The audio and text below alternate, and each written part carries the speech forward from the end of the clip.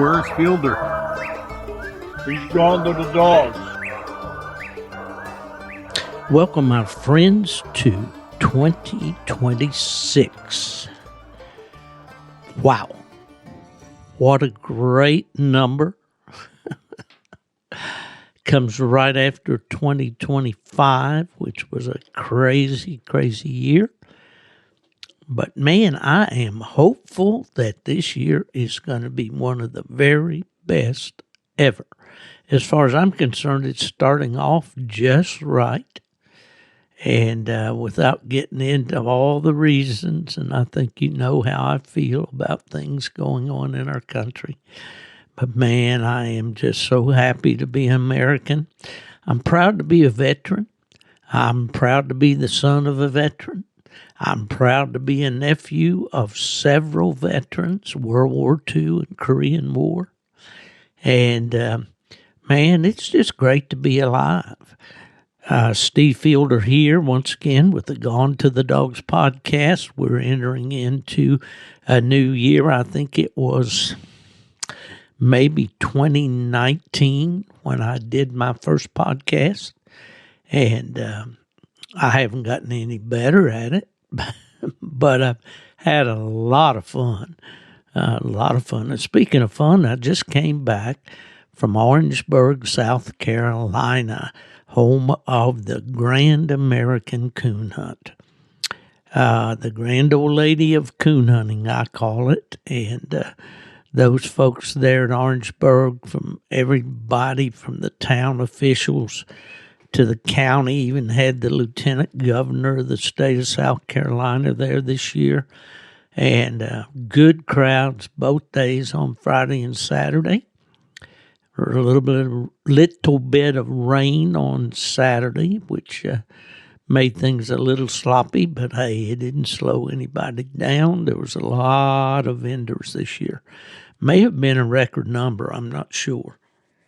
But the old Grand American, man, what a great place just to go and walk around. And it's a step back in time as far as the coon hunts are concerned. When today we're used to sitting and watching the hunts on YouTube, and Josh Michaelis and those guys with Cane Stream Media and Pro Sport and UKC and all that are producing videos for us to watch at home. But this is an opportunity to go to a heritage-style coon hunt, complete with, association tables in the headquarters building, UKC office there, dog food vendors, kitchen to, get one of those hockey puck hamburgers. I don't know. I didn't have a hamburger this year at the Grand American, but I did spend 3 days in the dog barn. We had set up alongside our good friend Bill Scheninger with his Saddle Up plot dogs, and my partner Mark Miller had done a nice setup, a nice display, a booth, I guess, and so Fever was there one day, and Ghost, his son, was there for the whole shebang. Appreciate everybody that came by and visited with us, and there were several. And just had a great time, but I talked way too much and just destroyed my voice. Didn't have much to start with, so you folks are just getting the results of a little bit of good old sawdust floor, jukebox and a sawdust floor, something like I ain't never seen. Oh, man, how many songs, country songs, have been written about a sawdust floor? Apparently, they put sawdust on the floor so you could do your boot scooting a whole lot easier. Maybe they didn't have any hard floor and sawdust was all they had. I don't know, but anyhow, I was going to look up the winners of Grand American, and I may do that and give those to you. But unless you've been under a rock, you know where to find the information anymore. At least the registries think so, because they've quit publishing it in a hard copy form in the magazines that we like so much and have gotten so used to over the years. But you can find it online and go to UKC Coon Hounds. They'll have it in there. And I think a blue dog won the hunt, and I am not sure at all who won the show. I know they had a lot of dogs over there in the show barn on Friday and Saturday. I eased over there for a little while and talked to a few friends. My homeboy, my buddy, my show dog guy, my go-to, Lee Kearns, was not there this year. Lee had just the week of the Grand American leading up to it, had bypass surgery, and I got a text from his daughter-in-law yesterday, and she said basically they gave him a new heart. They just gave him a complete overhaul. So, and he's doing great, and I am so happy for that. Lee was a big help to me when I was with PKC and trying to build the bench show program for those folks. And, man, he helped me so much. And we did a lot of pleasure hunting together during those years, and just really, really got to appreciate his friendship. And, we'd make an annual trip down to Johnny Brinkley's in Tallahassee and go coon hunting on the week of the UKC Winter Classic. But those are all things you know about me, and I've told them to you before. And I'm going to try in this coming year maybe not to revert to so many of the old stories and try to bring you some new material. It's hard to teach an old dog new tricks, they say. And but anyway, we had a good time at Grand American. Really did have a good time. And got to visit around in the vendor barn with several of the vendors. Sandra Hintz with K-Light I visited with Jimmy Phillips at the AKC booth. Visited with Ronnie Mace at the Value Pack booth. My good buddy Ray Conrad with Bright Eyes Lights. Somebody came around there on Saturday afternoon and said, "Where's Bright Eyes?" And I said, "Man, if you're just now asking where the Bright Eyes booth is on Saturday afternoon, you're a day late and $1 short." Ray, man, he brings a lot of lights to an event, and he sells out quickly. And I don't know for sure when Ray left this year, but I would imagine it was probably Friday afternoon or early Saturday morning. But virtually all the light manufacturers are at Grand American. All the leashes and collars and boots and chaps and electronics and the spill-proof water bowls are a real popular item anymore. Saw a lot of people carrying those around. And you get a real assortment of vendors and opportunities that you don't get at most coon hunts. They were giving away, a full-size Bronco all tricked out. I think one of the Shriners groups was raffling that. Gary Cox got me for a $20 bill for a big game rifle that the National Plot Hound Association is raffling, and I guess that's going to be given away at Plot Days in Ohio in June. But all of that kind of stuff is there, and it's really a county fair atmosphere with a lot of booths, some informational, some functional as far as hunting equipment and all. There's even, belt.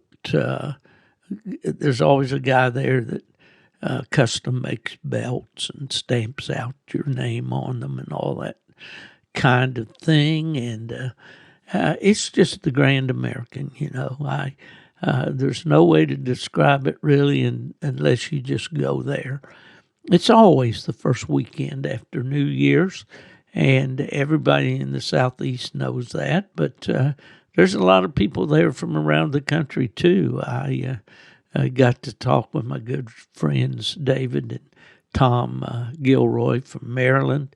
They always come down and see our mutual friend Jimmy Meeks and talk about Yadkin River dogs. I went in the headquarters building there on Saturday, and they had a whole big table full of them, man, and the Yadkin River talk was in abundance. And what a great guy, a great group of guys that is. I don't know any fellows that that I look forward to seeing any more than David and Tom and, of course, Jimmy and some of those other guys. I know their names, but they escape me right now. Was really glad to see David McKee up and around and really operating as usual. David is the president of the Grand American Association. He's also president of the South Carolina Coon Hunters. He's an AKC field rep.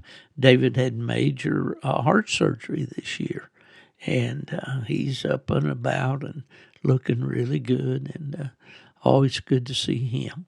I was talking to Jimmy Phillips, who was on my team at AKC, also was a field rep at UKC, but a little bit after I left there. Jimmy was there and very influential in the early days of the UKC Winter Classic in Albany, Georgia. And anyway, Jimmy and I were talking, and I said, we were talking the other day about the field reps with AKC, our team, Lindell, Jerry Mall, David McKee, and you. And I said, I thought you were the only one of us that hadn't had heart surgery. He said, well, I've had, I think he said 4 stents. So I said, well, that's 100% then. This work is, I guess it's stressful.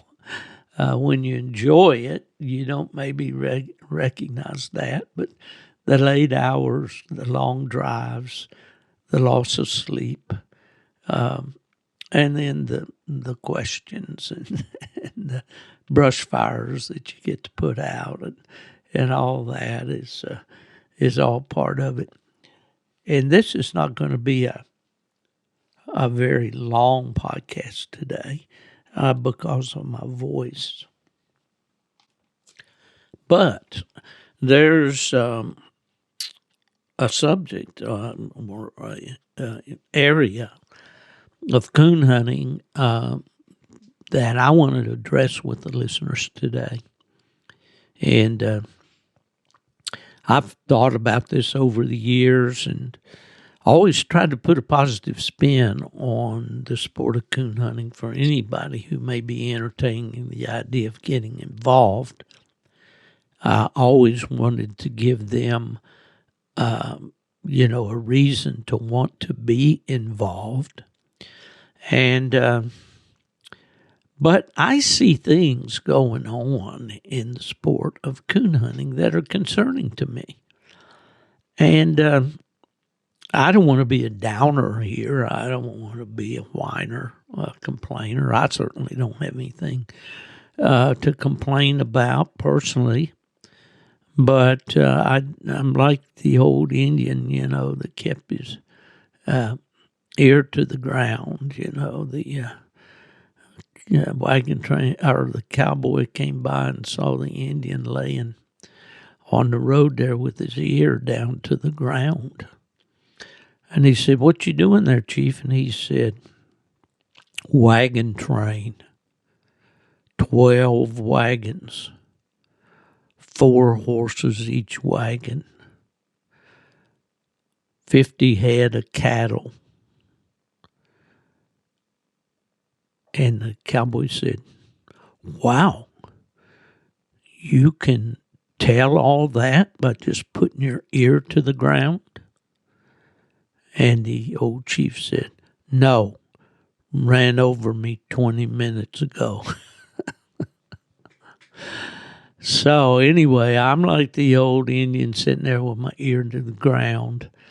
when it comes to being around the hunts anymore, and listen to the stories, and certainly not at the level that I used to when I worked for the registries, because that was my job, to listen to the concerns and the bragging and all that goes with it. I'll try to get to my point. And this is by no means directed toward UKC. It's not directed toward the Grand American Association. It's not directed toward anybody specifically, except I believe it's a concern that we all have. Maybe we haven't voiced it, so I'm going to be your mouthpiece. And if you disagree with me, I certainly invite you to post on Coon Hunting Conversations or message me personally, and I'll be happy to respond. But when the night hunt rules were written back in the late 1940s, the boys had returned home from the war and wanted competition hunt their coon dogs, and all they had before were the what we call field trials today, where they were drags, where the dogs followed an artificial scent trail and came into a home tree. And that's practiced today in the field trials. UKC licenses them. But anyway, in those early days, in some of the very earliest of the scorecards, and let's just use UKC here as an example, because this was a UKC hunt that I attended last weekend. It was a 2-day event. The casts were 2 hours in duration. Each night, Friday and Saturday night, were standalone events with UKC points for cast wins and so forth. But at the Grand American, they do take the top high score, 4 top scores, and hunt them off in a final cast to determine who wins the money and gets the bragging rights as the final 4. Well, I listened to accounts of several casts while I was at the Grand American. And, there's always that this guy's unhappy. He didn't win. He's unhappy, so he's going to complain. You'll always have that. Always. But when the boys put together the Night Hunt Honor Rules back in the 40s, early 50s, there was one thing that was emphasized, let's say. And if you picked up a UKC scorecard from those days, you would see at the top of the scorecard it said Night Hunt Honor Rules. Honor. HONOR. What does it mean? That meant that each hunter on the cast was expected to be honest. They were expected to call their dog and their dog only. They were expected to honor the accomplishments of the other dogs in the cast. When the dog of a competitor treat a coon, it was the custom to congratulate that dog's owner. It was customary to find the coon, no matter who had first tree. It was expected of an honorable hunter not to call another handler's dog on purpose. We realize it can be done inadvertently or by mistake. Sometimes dogs just sound alike. It was expected of the hunters to go out and hunt 2 hours to keep their time and to go by those rules to the letter. I never saw a scorecard that said UKC, PKC, Pro Sport, whatever, suggestions for operating a night hunt. It doesn't say that. They are rules. What are rules? Rules are the standards by which you play the game. If you play checkers, you play Monopoly, anything, there's a set of rules. They send them along with it. When you get outside the rules, then the game falls apart. Well, anyway, you know all this. The idea of hunting judges came along out of necessity because there simply were not enough people available at the club to go out, to leave their dog at home and go out and judge 4 dogs for a 2-hour period. Now, when that was the case, the night hunts were never more fair. They were never more fun. They were never more honest. And they produced fewer problems. Now, we used to say the best of all worlds is a non-biased, knowledgeable, non-hunting judge. Number one, you got to be fair. You can't pick winners in the cast. You can't show favoritism. And you got to be a coon hunter. You got to be able to distinguish the voices of the dogs. You got to be able to determine when a dog's moving and when a dog's treed. You have to have common sense.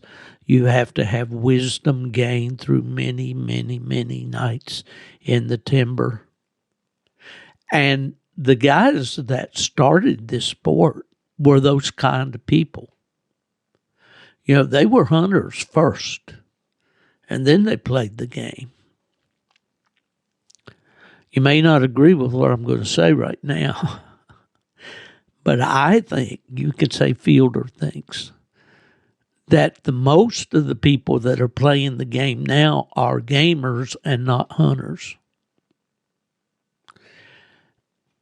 Just case in point, little things that I heard along the way. Handlers beating the judge to the tree. And subsequently, using that knowledge to vote on situations where their dog's on a tree, off the tree. And it could be a myriad of things. Could be whether there's an aggressive dog, and all of this. Number one, that's night hunting 101. Whether he's a hunting judge or a non-hunting judge, the judge is the first one to the tree, period, exclamation point. All right.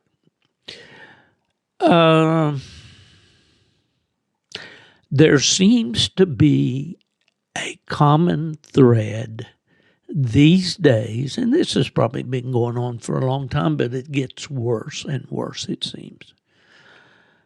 The aim of the handlers on a cast is not to go out and outperform, out-coon dog, as we say, the other members of the cast.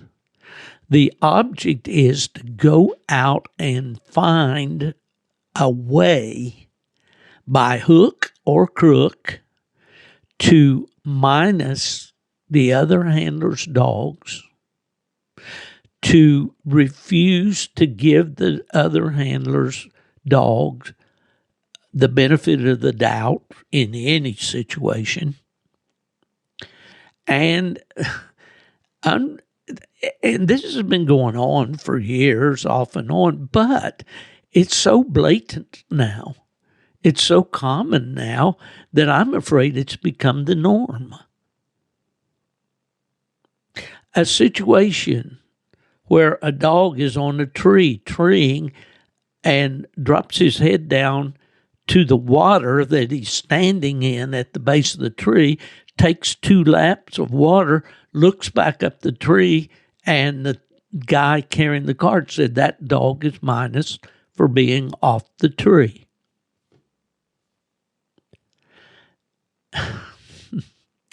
There was a day in this sport when people walked into a tree behind the judge. The judge told them, the judge had the opportunity to look to see what dogs that had been declared treed were there.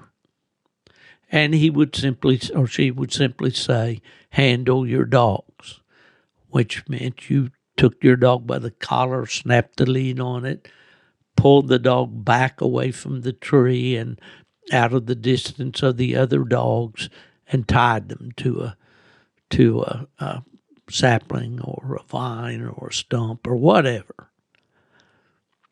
And then the judge would ask or the person that had first tree on that tree, would you like some time to shine by yourself, or do you want everybody to shine? 9 times out of 10 in my experience, and I've walked on hundreds of casts, some that I participated in, some that I was there on behalf of the registry. Some I was judging, some I was taking pictures, some I was just following along to look at a dog that I was interested in. But in all those casts, I very rarely saw somebody say, no, I want to take my 2 or 3 minutes. I think it's 2 minutes. I'd have to check the rule book. I'm not a competition hunter anymore, and therefore I don't try to be an authority on the rules, and I don't try to keep up with them all that well. But what I'm talking about here is basics and common sense, not so much the to dot the I's and cross the T's of the rules. But anyway, you let the handler, if he desires, and he wants to put a dim light in there and work that tree over for a couple minutes, then he's entitled to do so. And then when that time's up, everybody else can shine. And usually the handler will say as he goes in, no, I'm fine with everybody shining. Just keep the bright lights out of the tree for a while. Let's shine with dim lights. And that, for those of you who are new to the game, the coon is going to look at a dim light or a red or amber light better than he's going to look at that bright, incredibly bright light that we have nowadays. So anyway, and the hunters, under those honor rules, would set about to find that coon. It didn't matter if your dog had last tree and the other dog, that you wanted to beat had first. He had first tree. And you trying to influence that somehow to take that away from him is not honorable. If you, I could get so down and dirty with this, I could get right down under that 5th rib, or I could get right up at the bridge of your nose. If you're doing anything out there in the woods to try to discredit another man's dog when he deserves it, you are the problem. You are the reason there aren't more entries at the local club. This is something that I've been a rules man all of my career with the registries for years. What does the rule say? The question is this and that. What does the rule say about that? But I just heard there's a tape, a video going around the Facebook about a cast at the Grand American, and the guy's giving his side of the story, and I will have to laugh a little bit. He lost me when he stuck that big dip in his mouth. I don't mind anybody dipping, but I don't want to watch. I don't want to watch somebody stuff a wad of tobacco in their mouth. It's just not my thing. I'm sorry. But anyway, I never did listen to the whole story because something I learned a long time ago in dealing with questions that come in as a master of hounds. That was kind of my first job, after being a club officer, was to, handle questions. And I'll be darned if my neighbor hasn't decided to mow grass, and I am not. He always does it on Thursday, and I hear him out there now. Man alive. I'm going to have to stop just a second. I guess what I'm trying to say here is I hate to see this sport become that kind of game where it's a negative outcome that wins the day. I didn't tree the most coon. I took away points from the dog that did. I wasn't a good sportsman. I didn't shine those trees. Therefore, with only the handler of the dog shining, he couldn't find the coon, where he might have been able to find it if I'd helped him. So the honor, I'm afraid, I'm not saying it has totally, and I invite your comments if you have the opportunity to write to me.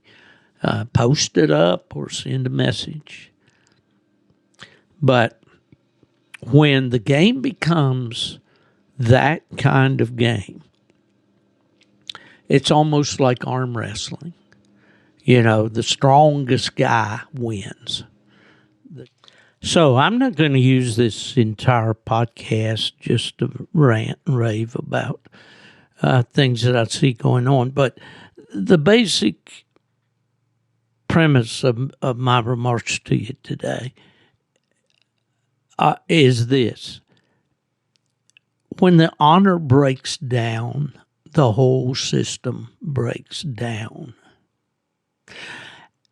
What I see standing on the sidelines, and I'm definitely a bleacher bum these days, is that there is no education for hunters, especially new hunters.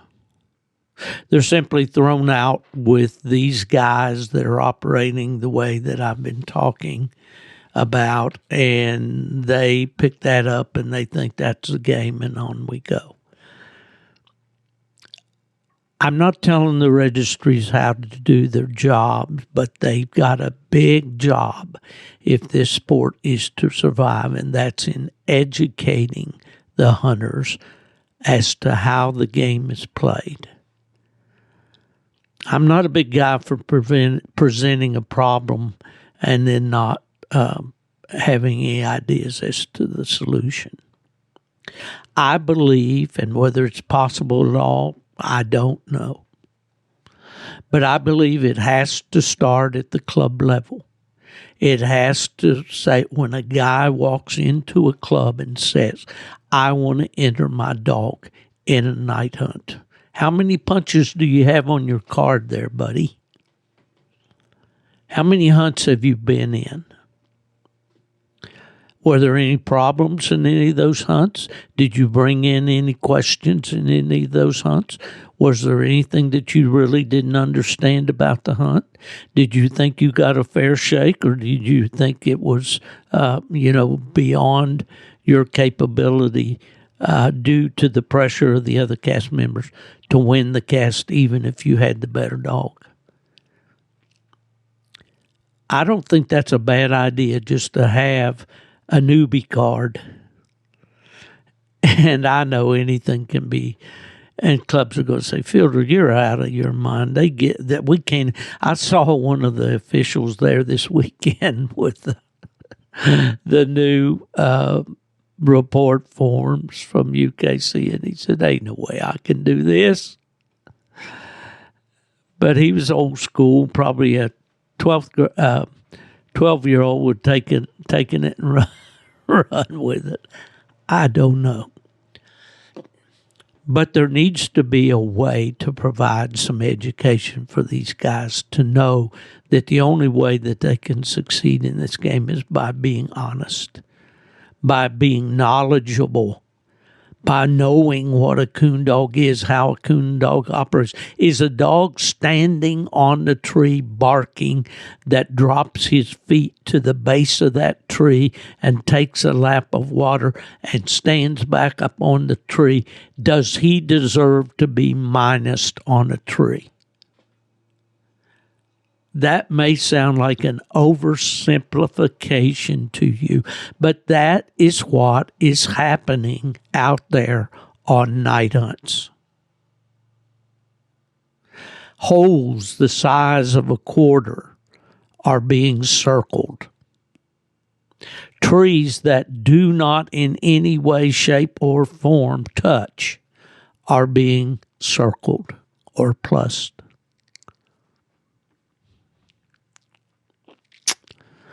Well, I can just go on and on and on, but unless we come up with a way to educate these young hunters, to make part of their indoctrination into our game,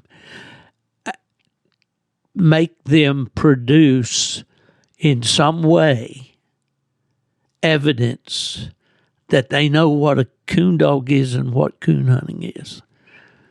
And the only way we could do that, possibly, I know that's an administrative nightmare, probably never work, but if it doesn't work, the game is dead, and it won't matter one way or the other whether it worked or not. But if we want this game to go forward, and young people and new hunters get involved with it and enjoy it for what it was intended from the very start to be, and that is 4 guys going out with their dog, their best dog, and enjoying 2 hours, back in the day it was 3, of hunting with a means through the scorecard to determine which dog was the better dog of the 4. That's what the game was. No time, no place, no how was it ever determined that this game would be based on who could come up with the most BS reasons that their dog ought to be the winner and the other dog should not. It's a joke. It is an absolute joke. And those that are doing that and winning that way, they are the jokers. And the old heads like us who can look back and see right through them, read them like a book. But these young people coming in, they don't know. They think that this is the way the game is played. And it's a shame. I don't want to ever be that guy, well, back in the old days it was this and that. I know that things have to go forward and progress and become better. And, there was a good, strong entry at the Grand American this year.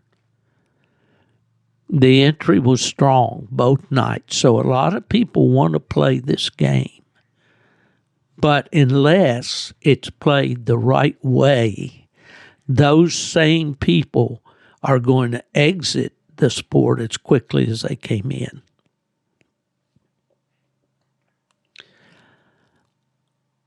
I don't know exactly the solution, but I think there needs to be a concentrated effort by the registries to sit down and say, we have a problem, and it's education. Now, back in the day, Coon Hunt Bloodlines started out as a house organ for UKC, actually bloodlines, and it was a fair criticism to say it was mostly rule interpretations and so forth. But the registry was training the fancy, the sport, how to participate. And that basic training blossomed into the years when I was at UKC, 1983 until 1998. We had phenomenal success. Did we have problems? Oh, yeah.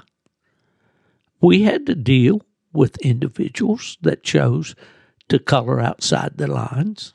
Of course we did. We're dealing with carbon life forms.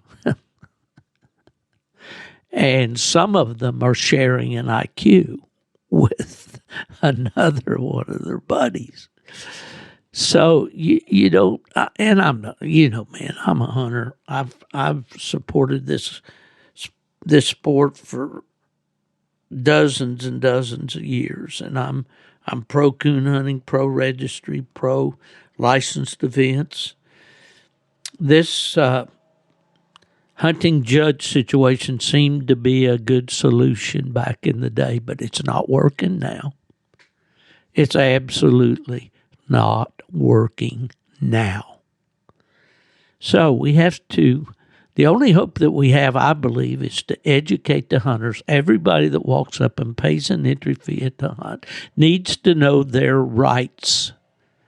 They need to know when a judge or a cast member tries to pull some kind of ridiculous minus on their dog, to say, whoa, homie, don't play that. That's not what the rules say. Let's look at the rule. And when you look at the rule and you read it in the presence of some of these guys, they have no choice but to back off. They can't argue with what's right there in black and white. Now, I don't know, there's an app, I suppose. I know there's a website that you can go on and look at the rules and bring up the rules right there in the woods. I know there are time limits on the hunt, so you don't want to be out there playing, like we did in church when I was a kid, Bible drills. Who could look up the verse the quickest? Taught us the Bible, though. But anyway, the old man's rant is over for right now. I do want to remind you that the Carolina Classic, sponsored by the Trap Hill Coon Hunters Association in Salisbury, North Carolina, that was the scene of the Southeastern Tree and Walker Days event for many, many years, will be held January 22nd, 23rd, and 24th, with the 22nd being the Bobby Shive Memorial Hunt, $35 entry fee on that, and it's at the Rowan County Fairgrounds where Southeastern Walker Days was held for many, many years. And of course, we had Danny Jones on the podcast a couple of weeks ago talking about this hunt. But the Carolina Classic on the 23rd and 24th of January, there will be $50 entry fee hunts, and there's added money. They'll have a Final Four, paying $500, $250, $150, and $100. And then there's trophies for the top 10 each night. Okay, so these are UKC hunts, the Carolina Classic. If you want more information about this, give Danny Jones a call. His number is 980-521-2785. 2315. All right. Well, we're going to kind of call the dogs and pee on the fire here on this episode and come back at you next week. We do enjoy doing the podcast. As like anything else, it requires effort. And I will be contacting some of you. I contacted a guy who was really hoping to get him on today.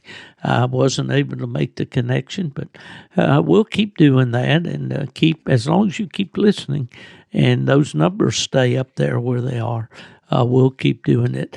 And the only way we're able to do it is because of W Hunting Supply, dusupply.com. Those guys have everything you need in the way of hunting gear, apparel, electronics, and excellent customer service. And they do have a sweepstakes where for each dollar you spend with W, you get a ticket. And I think on apparel, I think that's still going on. You get 3 tickets for each dollar you spend. They have some great shirts, hats, T-shirts, all kinds of gear. They have books. They're just a complete one-stop shop for all of your hound hunting needs. That's W Supply, dusupply.com. All right, folks, I'm going to wrap this one up for this week, and hopefully the effects of the Grand American, the weather, and sawdust will have subsided, and I'll be able to enjoy my visit with you just a little bit more.